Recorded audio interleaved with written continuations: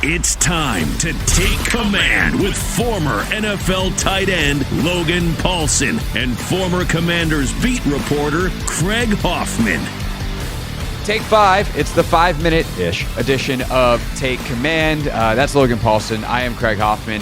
And Logan, just absolutely brutal news on Monday. John Allen out for the season. Tore his left pec, has to have it surgically repaired, and thus he is done. And, you know, after the game, I know John Keim said on his pod that John didn't think it was that serious, that like, but you just, anytime you hear pec, you're like, there aren't a lot of pec injuries. Tears kind of tends to be what it is. And if that requires surgery, you're done. And that is ultimately what it means. I think there's some bigger questions about John's future that, you know, I'll tackle on the radio and we can talk about in other places. But let's just keep, for Take 5 purposes, to what this Daryl Tapp and Dan Quinn and Joe Witt Jr. do to try to replace the production and any schematic tweaks they might need to make because John Allen is no longer available to them.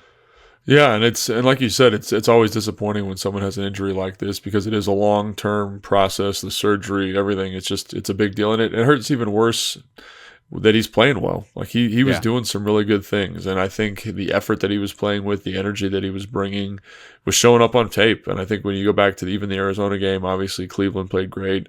Like it's a different guy, and I think that's the thing that's hard about it too. In addition to, you know, obviously like the personal stuff he's going to be going through after the surgery, he was doing a good job, and I think he was elevating this team. So I think this is it's going to be a little bit of by committee, I would assume. I think guys are going to have bigger roles. I think the great thing, if there's a positive or silver lining, is you did draft Jer'Zhan Newton, who is a guy that shows up a little bit. You know, he shows up a little bit. He's got a little bit of twitch. He's explosive. He plays hard. I think the one thing that I would be a little bit leery of is, you know, in the Baltimore game, he's getting pushed around a little bit.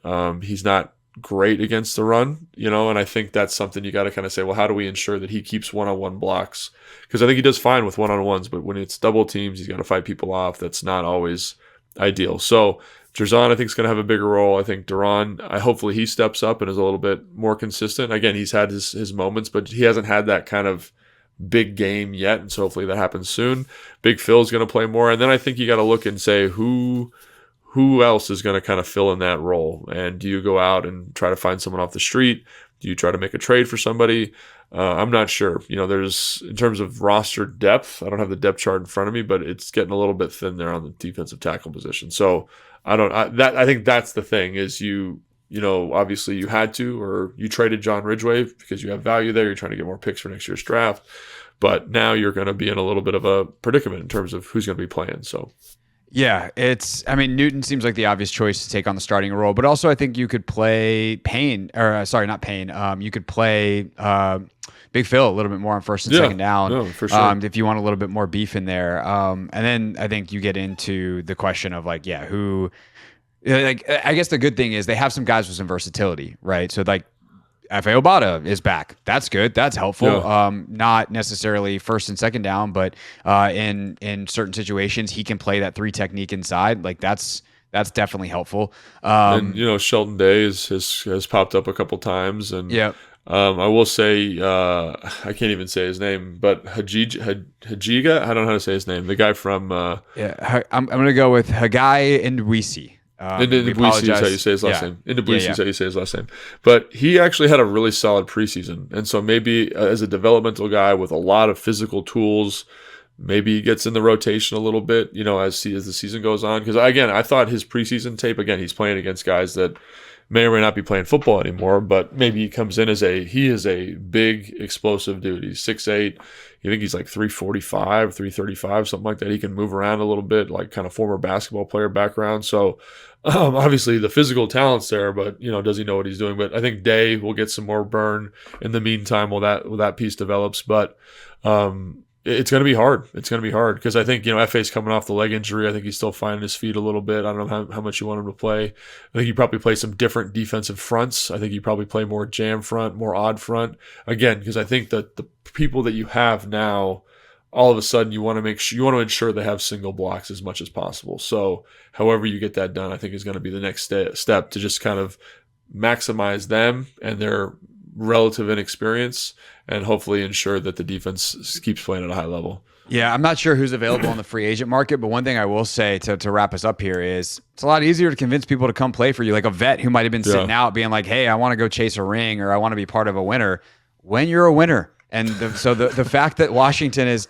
played better than everyone expected, like that's a big deal. And, you know, people always want to talk about like Stephon Gilmore. Why didn't they go sign him at corner in the offseason? I'm like, probably because some of these vets that are kind of near the end of their primes, nevertheless the end of their careers, they want to go play for winners. And most people expected this to be a building year for Washington. And some of those guys that are available now, like we had Patrick Peterson, who's now an Odyssey insider on the show, but he said like, I'm still technically available. I'm still working out and I'm just kind of waiting to see if there's the right opportunity, but like I want to win a ring. And, you know, I think in the offseason, there's no way a Patrick Peterson would ever consider Washington. If they go win the next 4 games and they need a help at corner, like would they call Pat P and be like, hey, you want to come in? Maybe. And would he consider it? Yeah, absolutely. Because all of a sudden you're a winner. And so I don't know what's available on the DT market. Maybe there is a guy like that that's kind of been waiting, floating for the right opportunity. And he knows that now he can come to Washington, be a part of a winning team and get some minutes. And so that recruiting process is a lot easier. But obviously, John has been playing really, really well, and it really was starting to pop on tape, and the emotional hit of it as well. One of your leaders, one of the guys that's been around for John, like he's been around so many bad teams, and he's finally on a good one. And for this to happen just absolutely sucks. Yeah. So really, really just hate that in every conceivable way for him and for the team. But this is life in the NFL. Got to keep moving, and they will. We'll talk about it more as we preview Carolina and some of the problems they present. I know you're like, problems, Carolina? Yeah, there's a couple. We'll preview them tomorrow. So make sure you're subscribed here to Take Command. For Logan, I'm Craig. We'll see you next time. Thanks for listening to Take 5. Thanks for watching this clip of Take Command, which has a brand new home. That's right. You can watch on YouTube at the Team 980. You can also listen to full episodes in the free Odyssey app, which is now enabled with Apple CarPlay. So we'll just, follow you around.